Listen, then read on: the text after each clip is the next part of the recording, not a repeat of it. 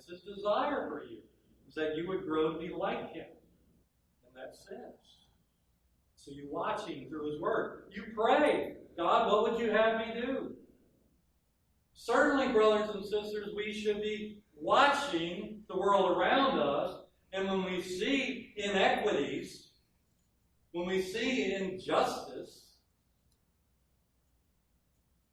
we cannot be impassive about it. We must be engaged. And we have a right to argue about how we engage. But we cannot pretend it is okay. We've talked about it, to kneel on a man's back for 8 minutes and kill him. It's not okay. We cannot become passive about that. That's not what we're talking about. But the danger is, and the warning here for us, is that we also cannot knock God off his throne because he's not acting in the fashion, in the manner, and in the speed in which we desire, and therefore re-enthrone ourselves. This is inherently dangerous, not only theologically, but in terms of global peace. And so we watch the hand of God. This is a dangerous thing for us. It smacks of slavery in our minds. We as modern Americans in particular, we have a challenge with this language. But I want us to understand that there's not two choices, or there are two, but they're not the two we think they are. It is a false binary to believe that my choice is slavery to God or self-actuated freedom. Self-actuated freedom is what we call a straw man. It does not exist. It does not exist. Your choice, in fact, is slavery to sin and self or service to God. Those are the two choices. One is much less burdensome than you think. Let me explain this and why I think what's going on in our culture is so dangerous. It may not be exactly why you think. How many times have you changed your mind in your lifetime? How many times have you changed your mind this week? How many times have you changed your mind this morning? You may have changed your mind about this sermon 5 or 6 times already. I like this sermon. I don't like this sermon at all. We are fickle. We are ever changing. And so if the goal, if the purpose that your life is set out for, if the reason you exist is your self-determined personal fulfillment, then you are chasing a moving target that you can never hit. And if your whole culture is built upon that kind of shifting sand, then is there any wonder why there is dissatisfaction in the world around us every day? Because most of us are pursuing goals that change with the whims of our own consciousness. The pursuit of self-interest will never produce fulfillment because we are always changing. Let me give you an example of this from daily life. It's just a little absurdity maybe, but I was pulling into Lowe's and I was pulling out. So I'm in a spot. You know how this happens when all the spots are around you and you start to back out and someone else starts to pull in from the opposite direction? And then they actually come all the way onto your side. And so your car's going this way and everything's stationary, but then their car comes and starts moving with you. And out of the corner of your mind, it freaks you out, like the whole world just started going the wrong way. And your alligator brain takes over, and you slam on the brakes. Your perception change. How many times in our lives does our perception change? But if I am the foundation of what will make me happy and fulfilled, and my perceptions are changing, where does that leave me? Unfulfilled.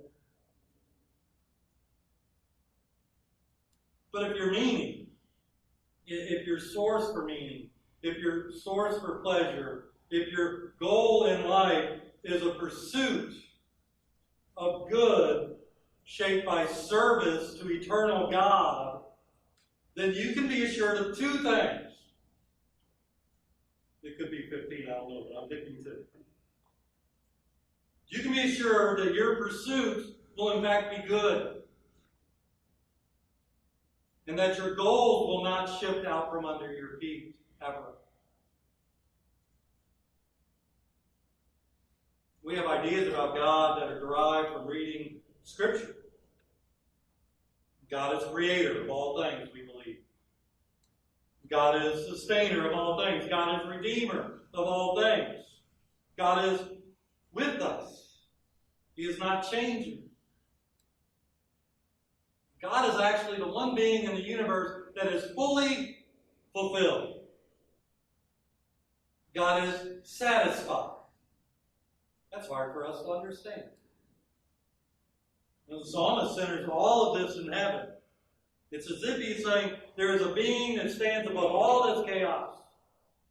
And he stands for order and inserts order onto the earth by his being. That should be comforting for us. So point one was that we are all sinners.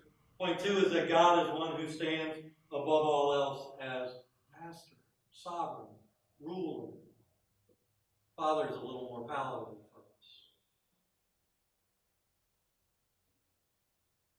And because it's Psalm 1, 2, 3, we're going to have 3 points this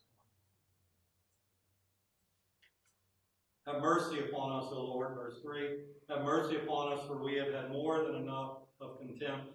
Our soul has had more than enough of the scorn of those who are at ease, of the contempt of the proud. Now, I want you to catch the subtleness of this, because there's clear warning to those who are contemptuous, the proud, those who are scornful. But notice it starts with have mercy on us. The word mercy means that we don't get what we deserve. We're all sinners and we're deserving of punishment. When we cry out for mercy, we're saying, God, don't give us that punishment. The problem with Marxism is not its goal of equal outcomes. The problem of Marxism is that it pretends that human beings are not the problem.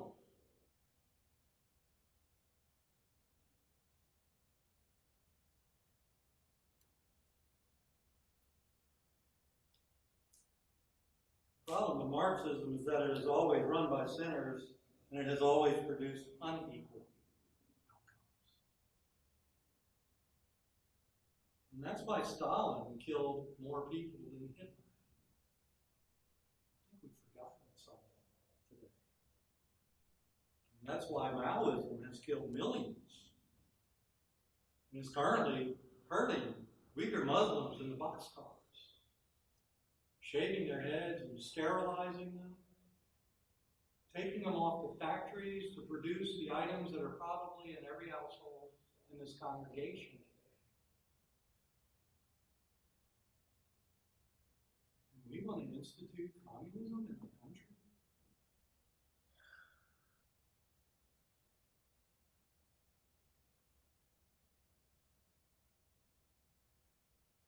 Marxism may have a goal written of equal outcomes. But as George Orwell wrote in Animal Farm, it always ends up saying all animals are equal, but some animals are more equal than others. What happens when cancel culture cancels you? An angry mob is not a substitute for democracy. Democracy was created from an attempt, a human attempt, a flawed attempt, an imperfect society, to not try and produce what cannot be produced, equal outcomes. but produce equal opportunities. This is the beauty of the gospel, where a king cries out, "Have mercy on me," as he watches God as his master. There are oppressed people in our culture. We are all oppressed by our own sinfulness. Wherever there are human beings, there are people of scorn and there are people of contempt. The reason I talked about poor millennials this morning is they have been treated wrongly. It is a fun example of how easily we oppress one another. Point one is that we are all sinners. Point two is that God is the ruler on the throne in heaven. Point three is that God's final solution was not to stay up on his throne, but to come down. The audacity of David to pray to God is given to him by God. The audacity of you to hope for a better tomorrow for yourself and others is given to you by God. The audacity to actually believe that all men were created equal is a gift of God, not of our forefathers. We should worship God, not them. The gift is this. We studied it recently as we went through the book of Hebrews together. Hebrews 1:1. Long ago, at many times, and in many ways, God spoke to our fathers by the prophets. But in these last days, he has spoken to us by his Son, whom he appointed the heir of all things, through whom also he created the world. He is the radiance of the glory of God and the exact imprint of his nature, and he upholds the universe by the word of his power. After making purification for the sins, he sat down at the right hand of the Majesty on high. God has made this demand upon you. He says, "I am holy, therefore you be holy," and we've been messing it up ever since. And the answer isn't to wipe the slate clean and start over. The answer is, I will have mercy on you. I will send my Son, who is the creator with me of all things, who is enthroned in the throne of heaven. He will come and he will set aside his divine rights and become a servant.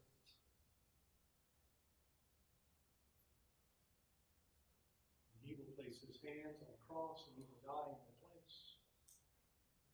Not only will I have mercy on you, but I will grant you grace and favor, and I will walk with you the rest of your days. So any choices we make as a culture, we should make them knowing the command on the cross is better than the person in the mirror. Every time. Let us pray.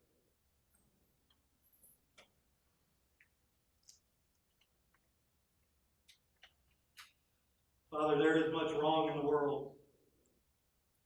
There is much oppression to be upset about. And it can be challenging to choose something to do something about. So Lord, let this word not be a message that is construed as judging those who are upset and who are rioting and protesting rightfully. Let it not be an indulgence of people who sit in their rooms and think that they are better than. But let it be the call of people to distrust themselves, to understand that they legitimately do perceive the world with themselves at its center. Let your word be a calling to us to step out of that center and place you in it. And then when we do so, to recognize you were there all along. Speak to your people. Guide us by your word. Remind us that as we walk this difficult journey,